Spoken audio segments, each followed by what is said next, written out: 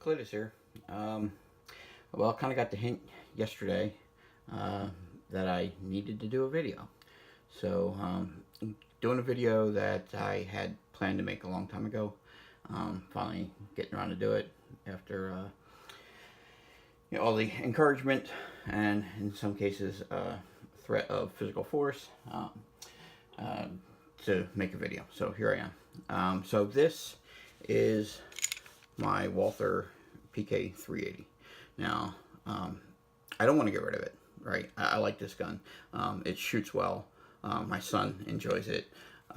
It fits my hand. I don't have the biggest of hands, but it fits my hand real well. And I like it. When I don't live in a carry state, so I wasn't looking for, a pocket 380 with a 2-inch barrel. I like this one. Its barrel is like 3.66 inches. It's almost the same size as my my SIG P320. So I like that. So I want to keep it, but I've been having issues with shooting cast bullets in it.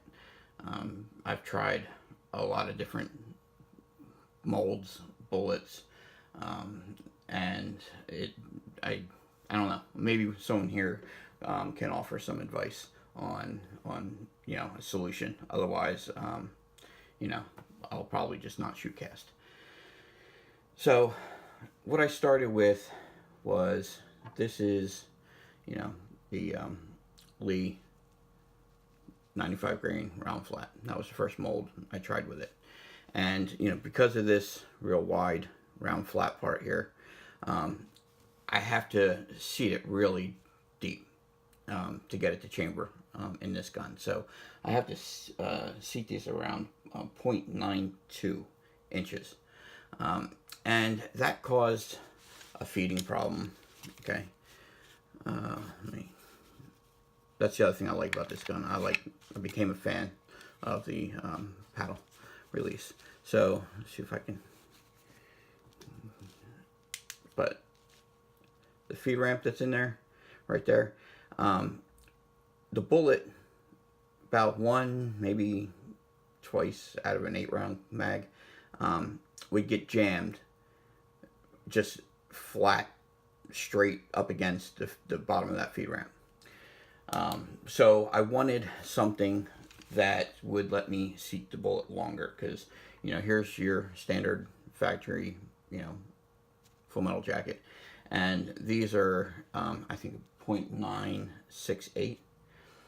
So before going out and buying a mold, I went out and purchased some cast bullets from Bayou Bullets. So this was the first one. This is a 105 grain bullet, truncated cone. So in this one I could seat, I think it was right around the same 0.966, I think is what I set it at. And then the other one was this round nose, which I could seat at about 0.965. So they both seem to allow me to seat the bullet longer. But I couldn't find an exact mold for those. So what I ended up going with was the MP mold, the 380 hollow point. So it's either 380 hollow point, this is the hollow point version, or it's the 100 grain flat point. So with this one, I can seat it, longer than the Lee, not as long as the Bayou Bullets. I think 0.3 or 0.936 is about where I was getting it seated. And I really wasn't having any issues, with any of those three bullets. At least that's what I thought. They seemed to be shooting fine. And then one day at the range, my son had a failure to feed. And it wasn't like a complete jam. It was just like it didn't fully go into battery, so you couldn't pull the trigger. So he dropped the mag, ejected the bullet, and this was one of the longer seated bullets. This is wanted to buy you bullets, and this is what we found. So you see that nice gouge that it took out of it. Well, it wasn't this exact bullet. He actually put that one back in the top of the, loaded it back in the mag, and shot it, and it fed fine, and shot. But I suspected that this was occurring, more often than not. I don't think it was a fluke. So the next time I got to the range with this gun, I loaded up a mag with different bullets. A different bullet in each mag. And what I did was I took the first shot and ejected the second bullet. Now, none of these caused a failure to feed. They all loaded. I could have, pulled the trigger and just kept shooting. But I wanted to see what the bullet was looking like, even though it was still getting chambered. And that's when I found, with this bullet, this huge gouge taken out. With the flat point or the hollow point MP mold, still seeing the same thing. Even with the round nose, now it's not as bad, but I don't know if you can get a good focus on that, but you can see that it is still leaving some marks on it. It is getting tore up a little, but it's not as bad.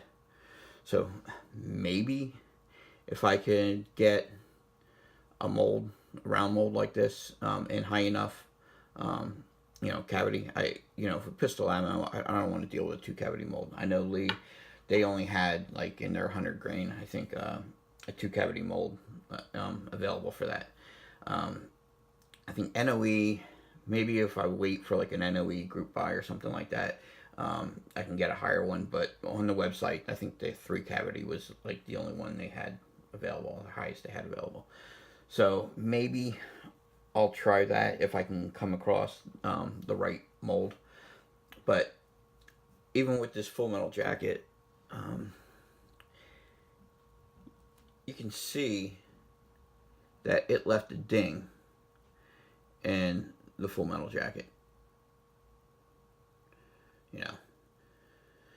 So obviously it's harder. I think the shape, the round nose, allows it to slide up. And I don't have any feeding issues. So, okay. So this is the feed ramp. And I talked to some people on Slack about this and what they thought, when I first showed them a picture of the bullet, and they thought it might actually be hitting the top up here. But, with the problem with that Lee bullet, that would jam it would jam, and it was like nose straight on to here. Right, so, okay, so if I take this bullet here, that curve, it lines up perfectly with the feed ramp. So, it's smacking that, and I think the round one is allowed, or allows it to slide up better. But I think these flat nose, they smack it and end up getting a huge chunk of lead removed. So I don't know if this is something that can be fixed by, polishing this down or anything. I really, not all that, experience with firearms as far as, I guess gunsmithing. So I'm kind of reluctant to sit there and start taking tool to it and start, filing it away or something. But just curious, maybe someone has an idea on something that might actually fix that. But in the meantime, because I do like the gun, I do want to keep it. I don't want to go out and be told, buy a Glock. So what I did was I ordered these. This was from Rocky Mountain Reloading.